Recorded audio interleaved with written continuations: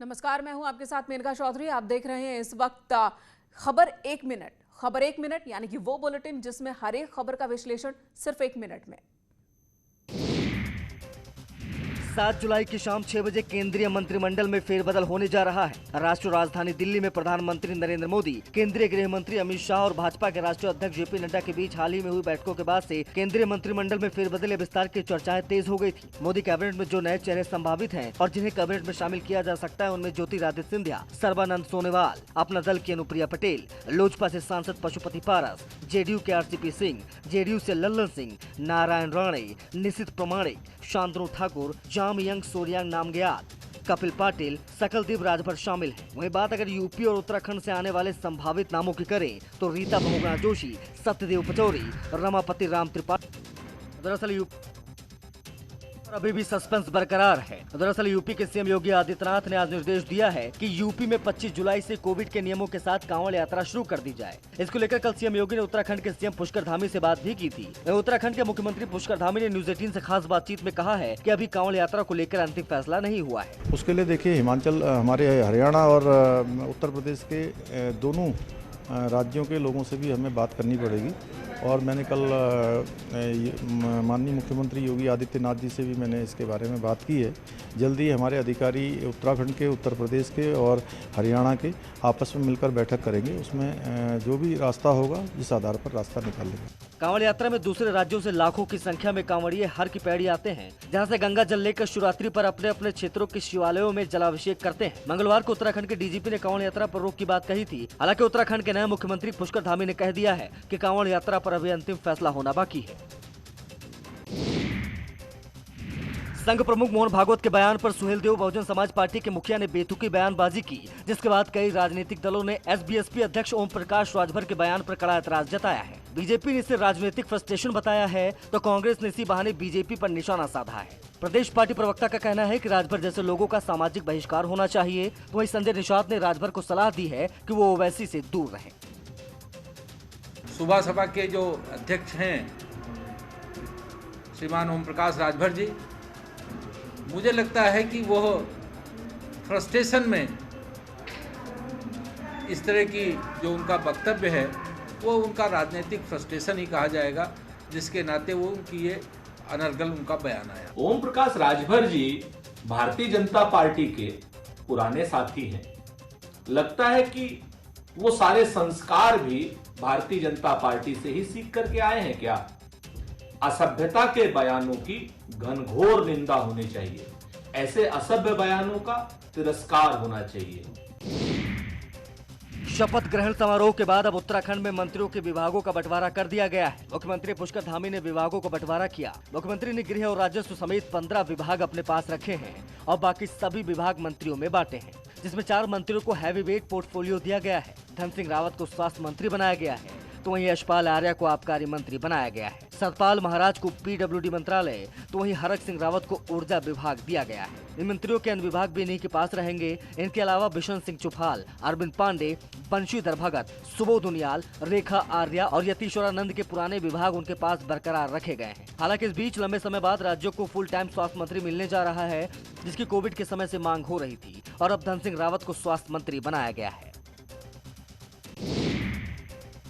आजमगढ़ में पुलिस और ग्रामीणों के बीच विवाद का मामला अब तूल पकड़ने लगा है। आज एक और कांग्रेस के नेता इस मामले को लेकर दलितों के साथ धरने पर बैठ गए। एक तरफ जहां कांग्रेस पार्टी इस मामले को लेकर दलितों के साथ धरने पर बैठी है, वहीं पुलिस अधीक्षक का कहना है कि पुलिस पर हमला हुआ है और इस मामले में राजनीति उचित नहीं है। बता दें कि मायावती ने भी मामले को लेकर ट्वीट किया था। मायावती ने कहा है, आजमगढ़ पुलिस द्वारा पलिया गाँव के पीड़ित दलितों को न्याय देने के बजाय उन पर ही अत्याचारियों के दबाव में आकर खुद भी जुल्म ज्यादती करना और उन्हें आर्थिक नुकसान पहुँचाना अति शर्मनाक है। सरकार इस घटना का शीघ्र संज्ञान लेकर दोषियों को विरुद्ध सख्त कार्रवाई करे। साथ ही मायावती ने पूर्व एमएलए के नेतृत्व में गांव में बीएसपी का एक प्रतिनिधि मंडल भेजने का भी फैसला किया है। बता दें कि आजमगढ़ के रौनापार थाना क्षेत्र के पलिया गांव में 28 जून की शाम को गांव के ही एक बंगाली डॉक्टर से कुछ लोगों का विवाद हो गया था। सूचना के बाद नजदीक के पिकेट पर ड्यूटी कर रहे 2 पुलिस के जवान वहां पहुंचे थे। पुलिस का वर्जन है कि जवान जब वहां पहुंचे तो गांव के ही ग्राम प्रधान और उनके गुर्गों ने पुलिस टीम पर हमला कर दिया था। बाद में देर रात पुलिस ने दलित बस्ती की घेराबंदी की थी। मुख्य आरोपी बताए जा रहे ग्राम प्रधान के मकान में तोड़फोड़ भी की गई थी और अब इस पूरे मामले को पॉलिटिकल रंग दिया जा रहा है। मथुरा की एडीजे कोर्ट ने केरल के रहने वाले पीएफआई एजेंट सिद्दीकी कप्पन की जमानत याचिका को सुनवाई के बाद खारिज कर दिया है। कोर्ट ने पीएफआई के एजेंट सिद्दीकी कप्पन की जमानत याचिका पर 2 दिन तक सुनवाई की, जिसके बाद न्यायालय ने मंगलवार को सिद्दीकी कप्पन की जमानत याचिका को खारिज किया। जमानत प्रार्थना पत्र कप्पन सिद्दीकी का खारिज हो गया। क्या क्या आरोप लगे उन पर? पूरी उस पर लैपटॉप और पेपर वगैरह, फंडिंग का पैसा, सारी चीज़ बरामद हुई उनसे। सारा साक्ष्य में ये आया है, उनके खिलाफ देशद्रोह का मामला बनता है। आपको बता दें कि कोर्ट ने अतीकुर रहमान, आलम और मसूद की जमानत याचिका को पहले ही खारिज कर दिया था। इन सभी पीएफआई एजेंटों को हाथरस जाते वक्त एक्सप्रेसवे से गिरफ्तार किया गया था। इन सभी पर विदेशों में फंडिंग, दंगा भड़काने और राजद्रोह के आरोप लगे हैं। आरएसएस के सरसंघ चालक मोहन भागवत 7 दिवसीय दौरे पर चित्रकूट पहुंचे, जहां संघ के कार्यकर्ताओं और पदाधिकारियों ने उनका रेलवे स्टेशन पर भव्य स्वागत किया। बाद में मोहन भागवत सतना के लिए रवाना हो गए, जहां दीनदयाल शोध संस्थान में संचालित कार्यक्रम में वो प्रतिभाग करेंगे। इसके बाद भागवत 13 जुलाई तक पंडित दीनदयाल शोध संस्थान आरोग्य धाम में ही रहेंगे, जहां 8 जुलाई से राष्ट्रीय स्वयंसेवक संघ की होने वाली 5 दिवसीय विश्व स्तरीय बैठक में भी वो शामिल होंगे। पूरी योजना बैठक जुलाई के महीने में होती है और बड़ी बैठक होती है, लेकिन कोरोना काल की वजह से वो छोटी बैठक के रूप में आयोजित है। क्षेत्र प्रचारक से ऊपर के प्रचारक बुलाए गए। राष्ट्रपति रामनाथ कोविंद ने मंगलवार को कई राज्यों में नए राज्यपाल बनाए। कैबिनेट विस्तार के अटकलों के बीच अचानक हुए इस परिवर्तन से सियासत में खलबली मच गई। जानकारी के मुताबिक देश के कुछ राज्यपालों को ट्रांसफर करके दूसरे राज्यों में भेजा गया है, जबकि कुछ नए राज्यपालों की नियुक्ति भी की गई है। केंद्रीय मंत्री की जिम्मेदारी संभाल रहे थावरचंद गहलोत को कर्नाटक का राज्यपाल नियुक्त किया गया है। मिजोरम के राज्यपाल PS श्रीधरन पिल्ले को ट्रांसफर करके गोवा का राज्यपाल बना दिया गया है। बंडारू दत्तात्रेय को हिमाचल प्रदेश से ट्रांसफर करके हरियाणा का राज्यपाल बनाया गया है, जबकि डॉक्टर हरिबाबू कंभमपति को मिजोरम का राज्यपाल बनाया गया है। मोदी सरकार ने राज्यपालों की नियुक्ति सभी वर्गों को ध्यान में रखते हुए किया है। राज्यपालों में सबसे ज्यादा SC, ST और OBC कम्युनिटी से लोग हैं। साथ ही महिला राज्यपाल के तौर पर बेबी रानी मौर्य उत्तराखंड की राज्यपाल हैं। नई नियुक्ति में देश के बड़े दलित नेता थावरचंद गहलोत को ही कर्नाटक का राज्यपाल बनाया गया है। वहीं ST कम्युनिटी से मंगू भाई पटेल को बनाया गया है, जबकि रमेश बैस, बंडारू दत्तात्रेय, गंगा प्रसाद चौरसिया आदि नेताओं को OBC कम्युनिटी से राज्यपाल बनाया गया है। लखनऊ के गोमती रिवर फ्रंट घोटाले के मामले में सीबीआई ने देश भर में 40 ठिकानों पर छापेमारी की।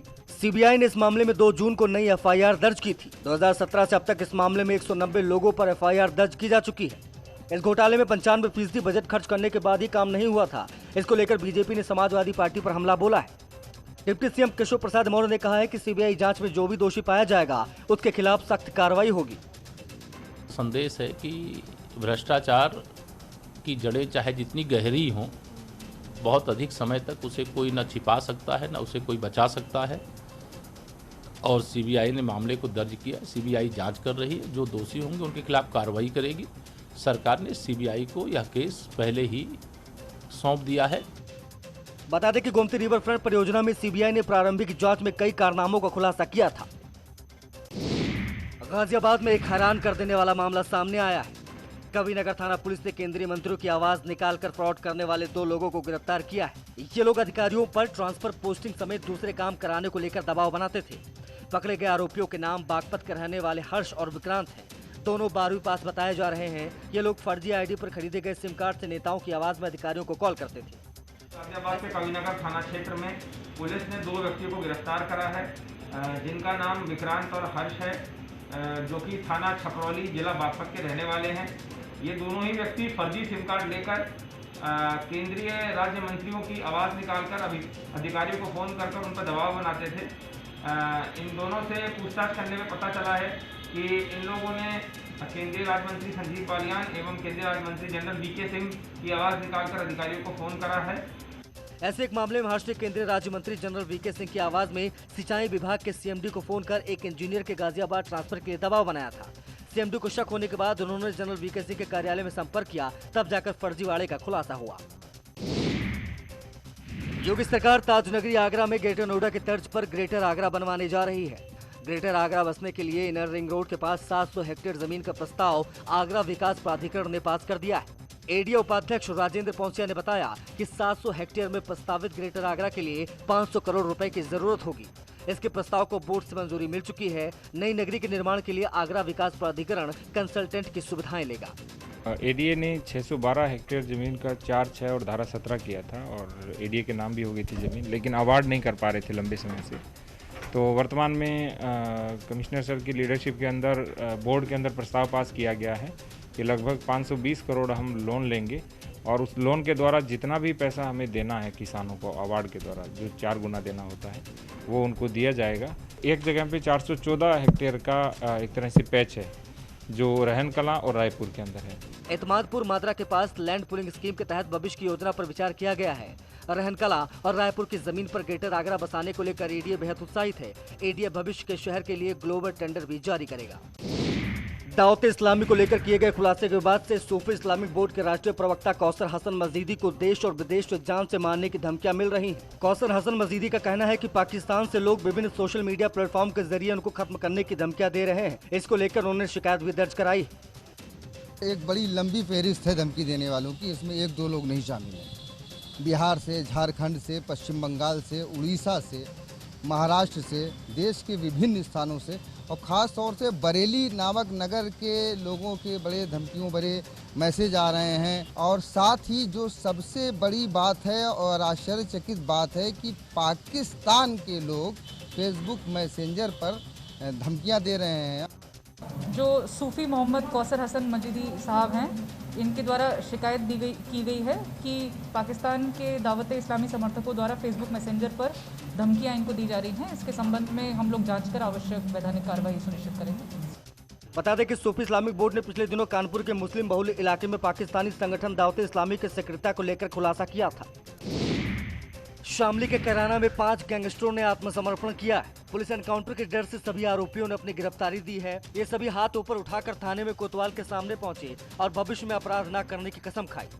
सरेंडर के बाद पुलिस ने सभी आरोपियों को गिरफ्तार कर जेल भेज दिया है। दरअसल बेहतर कानून व्यवस्था और निरंतर प्रभावी कार्रवाई के चलते अपराधियों ने खाकी के सामने घुटने टेक दिए हैं और शामली में आपराधिक प्रवृत्ति के लोग अब अपराध से तौबा करते नजर आ रहे हैं। पुलिस के दबाव के चलते कैराना थाना क्षेत्र में 5 गैंगस्टर के अभियुक्तों के द्वारा थाना कैराना पर आत्मसमर्पण किया गया है। इन सभी अभियुक्तों के विरुद्ध पूर्व में हत्या का प्रयास, बलवा, चोरी, लूट इत्यादि के मुकदमे पंजीकृत थे। इन पर अंकुश लगाने के लिए गैंगस्टर अधिनियम के तहत कार्रवाई की गई थी। आज इनके विरुद्ध वैधानिक कार्रवाई करते हुए सुसंगत धाराओं में इनको जेल भेजा जा रहा है। गाजियाबाद में पुलिस ने एक युवक पर पिस्टल तानने वाले आरोपी आर्यन यादव को गिरफ्तार कर लिया है। दरअसल 5 जुलाई को मुरादनगर इलाके का वीडियो वायरल हुआ था जिसमें आपसी विवाद को लेकर आरोपी ने दूसरे युवक पर पिस्टल तान दी थी। जिम में हुए विवाद के बाद आर्यन यादव ने दूसरे युवक पर धौंस जमाने के लिए पिस्टल निकाल दी थी और देखते देखते आरोपी की दबंगई का वीडियो सोशल मीडिया पर भी वायरल होने लगा था। आरोपी आर्यन यादव पहले प्रधान पद का प्रत्याशी भी रह चुका है। वीडियो सामने आने के बाद गाजियाबाद पुलिस ने खुद संज्ञान लेते हुए कुछ ही घंटों के अंदर आरोपी को चिन्हित कर लिया था। पुलिस ने आरोपी आर्यन यादव के पास से उस अवैध तमंचे को भी बरामद कर लिया है। इस वक्त बड़ी खबर आ रही है, रवि किशन को दिल्ली बुलाया गया है। गोरखपुर से बीजेपी सांसद है रवि किशन। मोदी कैबिनेट में शामिल हो सकते हैं रवि किशन। कल हो सकता है मोदी कैबिनेट का विस्तार और रवि किशन को भी दिल्ली बुलाया गया है। गोरखपुर से बीजेपी सांसद रवि किशन, उन्हें भी फोन कॉल आई है, दिल्ली बुलाया गया है और कयास अब लगाए जा रहे हैं कि उन्हें भी मोदी कैबिनेट में शामिल किया जा सकता है। तो कल ही मोदी कैबिनेट का विस्तार होना है। कल शाम 6 बजे विस्तार होने की खबर अब तक आई है और उसमें एक नाम और जुड़ता हुआ, वो नाम रवि किशन का।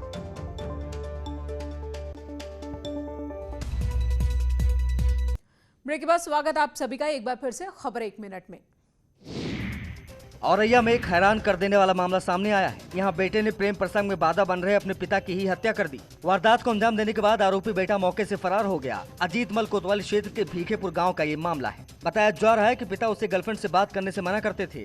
इससे नाराज होकर शिवम ने अपने पिता अरविंद को उसी वक्त हमला किया जब वो सो रहा था। गंभीर रूप से घायल पिता को परिजन आनंद फानन अस्पताल ले गए, जहाँ डॉक्टरों ने उसे मृत घोषित कर दिया। जो मेरा भाई था शिवम, मेरे पिताजी हैं अरविंद, तो ये मतलब 4 दिन से समझा रहे थे और वो लड़की के पीछे मैटर था पूरा कि तुम लोगों ने हमारे साथ ऐसा किया है। तो मतलब हम ये शाम को गायब हो गया शिवम। जब गायब हो गया तो फिर इसने 1-1:30 बजे आया रात को और उसने फिर भाला फेर दिया सोते समय।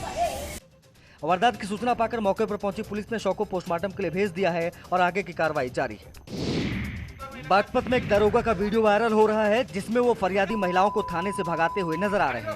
आरोप के मुताबिक उसने महिलाओं को अभद्र गाली देते हुए महिला कांस्टेबल से उनकी फट्टों से पिटाई करने की धमकी दी। इसका वीडियो वायरल होने के बाद एएसपी ने जांच कर कार्रवाई का भरोसा दिया है। खेकड़ा सीओ को मामले की जाँच सौंपी गई है। मामला थाना बलौनी क्षेत्र का है। ये दो पक्ष थे जिनको नाली के पानी को लेकर के विवाद था। दोनों पक्षों को निरोधात्मक कार्यवाही हेतु थाने पर लाया गया था, जिसमें कि एक पुलिसकर्मी के द्वारा एक फरियादी को अभद्रता करते हुए दिखाया जा रहा है। उसमें उसकी जांच क्षेत्र अधिकारी खेकड़ा को सौंपी गई है और शीघ्र ही उनसे रिपोर्ट मांगी गई है। रिपोर्ट आते ही आवश्यक या अपेक्षित दंडात्मक कार्रवाई सुनिश्चित कराई जाएगी। फरियादियों के साथ आए एक शख्स ने दरोगा की इस करतूत का वीडियो बना लिया था, जो अब सोशल मीडिया पर वायरल हो गया। इसके बाद आरोपी दरोगा के खिलाफ जाँच बिठाई गई है।